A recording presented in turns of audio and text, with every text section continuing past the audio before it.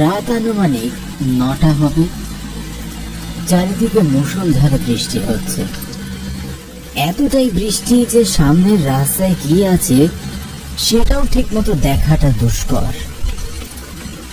আষাঢ় শ্রাবণ মাস, এ সময় বৃষ্টি হওয়াটা খুবই স্বাভাবিক। আমি গোবিন্দ ঘোষ বাড়ি থেকে এমন দুর্যোগের রাতে বেরিয়েছি, খানিকটা বিপদেই পড়ে।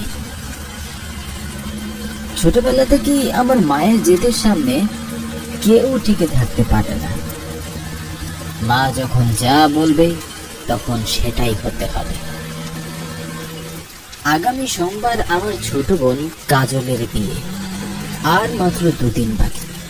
বাবার এক অনেক পুরনো বন্ধুর বাড়ি ঋষিপুর। আর মায়ের এক কথা, আমি যেন আজই ওনার বাড়ি গিয়ে কাজলের বিয়ে নেমন্তন্ন দিয়ে আসি। কি আর করার, মাকে অনেক ভালোবাসি, তাই তো ওনার কথার অবাধ্য হতে পারি না। কারণ বাবা মারা যাবার পরে মায়ে আমাদের 2 ভাই বোনকে অনেক কষ্ট করে বড় করেছেন। বাবার একমাত্র বন্ধু কৃষ্ণ নারায়ণ। মায়ের মুখে শুনেছি বাবা মারা যাবার পরে উনি নাকি আমাদের অনেক সাহায্য করেছেন। তাই তো বোনের বিয়েতে ওনার উপস্থিতি খুবই গুরুত্বপূর্ণ।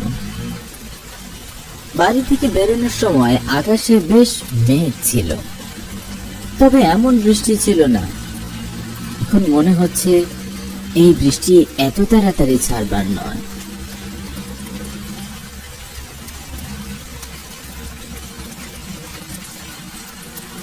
আমি যখন এসব ভাবছিলাম, হঠাৎ গাড়ি চালক অনেক জোরে ব্রেক কষলেন।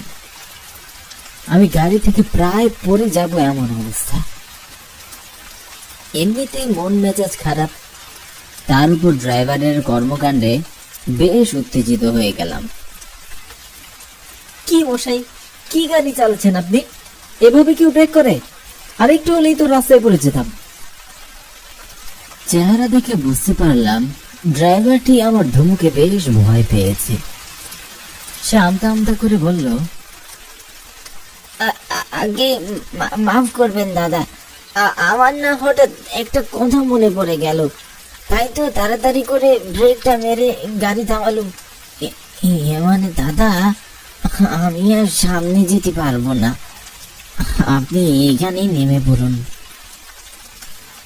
লোকটির কথা শুনে আমার মাথায় যেন বাজ ভেঙে পড়ল। রাগে মনে হচ্ছিল আমার মাথাটা ফেটে যাবে। অনেক কষ্টে নিজের রাগটা কন্ট্রোল করলাম আর বললাম, আপনি কি আমার সঙ্গে রসিকতা করছেন? ঋষিপুরের ভাড়া ঠিক করেই তো আপনার গাড়িতে উঠেছি, তখন তো কিছুই বললেন না। তাহলে এখন এই মাঝপথে রাস্তায় এসে কি হলো আপনার? আর তাছাড়া আমি রাতের বেলা এই শুনশান রাস্তায় গাড়ি পাবো কোথায়? দেখুন দাদা, আমি এত কিছু বুঝি না, দরকার হলে আমাকে কোনো ভাড়াই দিতে হবে না, তাও আপনি গাড়ি থেকে নেমে যান।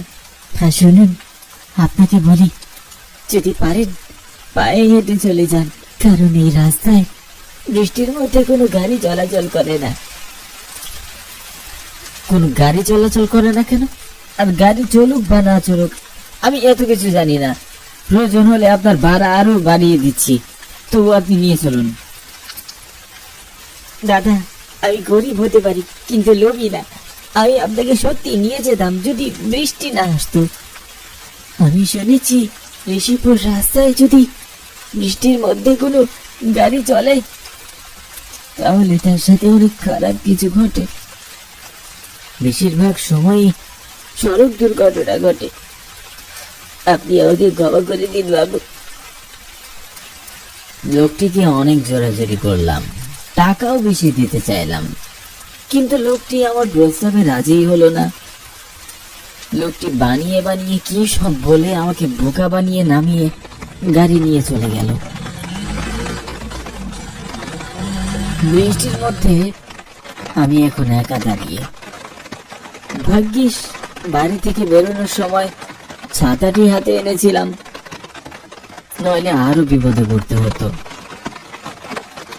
ছাতাটি মাথায় ধরে অন্ধকার শুনশান রাস্তার একপাশে দাঁড়িয়ে রইলাম গাড়ির অপেক্ষা। আশেপাশে কোথাও কেউ নেই, একদম ফাঁকা। রাস্তার দুপাশে কিছু ঝোপঝাড় ছাড়া আর কিছুই চোখে পড়ছে না। আর কানে ভেসে আসছে শুধু ছাতায় পড়া ফোঁটা ফোঁটা পানির আওয়াজ।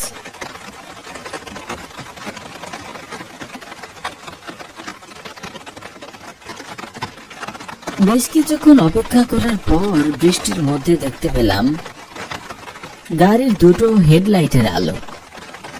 আমার মুখে যেন হাসি ফিরে এলো। আলো দেখে বুঝতে পারলাম এটি নিশ্চয়ই বাস হবে। কি মিথ্যাবাদী লোক রে বাবা, আমাকে বললো বৃষ্টির মধ্যে নাকি এ পথে কোনো গাড়িই চলে না, তাহলে বাসটি কেমন করে আসলো? আমি বাসটিকে থামানোর জন্য হাত দেখাতেই বাসটি আমার সামনে এসে দাঁড়িয়ে পড়ল। কোনো কিছু না ভেবেই উঠে বসে পড়ি।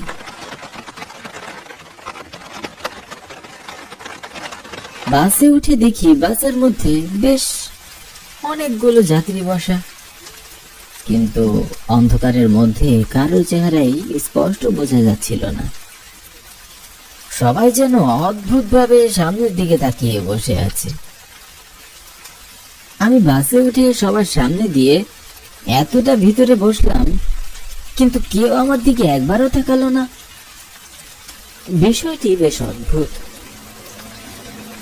কিছুটা পথ যেতেই আমি কন্ডাক্টরকে ডাকলাম ভাড়া দেওয়ার জন্য। কন্ডাক্টর দাদা, শুনছেন? আমার কথা শুনে মধ্যবয়সী এক লোক আমার কাছে এসে বলল, জি বলুন। আমি নিশিপুর যাব, ভাড়া কত? আর বাসে কোনো আলো নেই কেন? দয়া করে লাইটগুলো জ্বালিয়ে দিন। এই বাসে কোনোদিন আলো জ্বলবে না, আর আপনাকে ভাড়াও দিতে হবে না। কথাটি বলে লোকটি খিলখিল করে হাসতে লাগলো।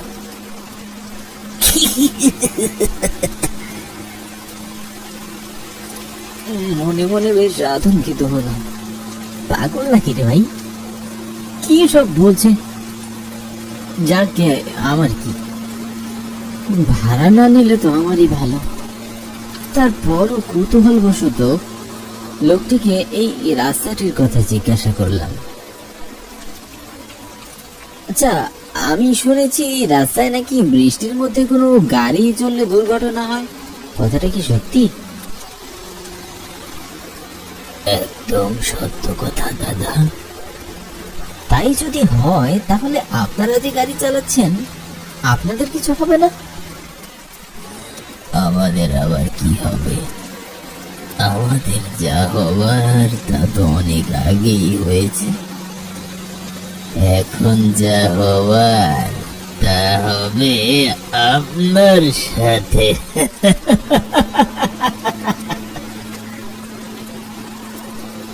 কন্ডাক্টরের হাসি দেখে বাসের সবাই হাসতে লাগলো। আমি ভালো করে তাকিয়ে দেখি সবার বুকগুলো একদম ফ্যাকাশে। দেখে মনে হচ্ছিল কারো শরীরে এক ফোঁটাও রক্ত যেন অবশিষ্ট নেই।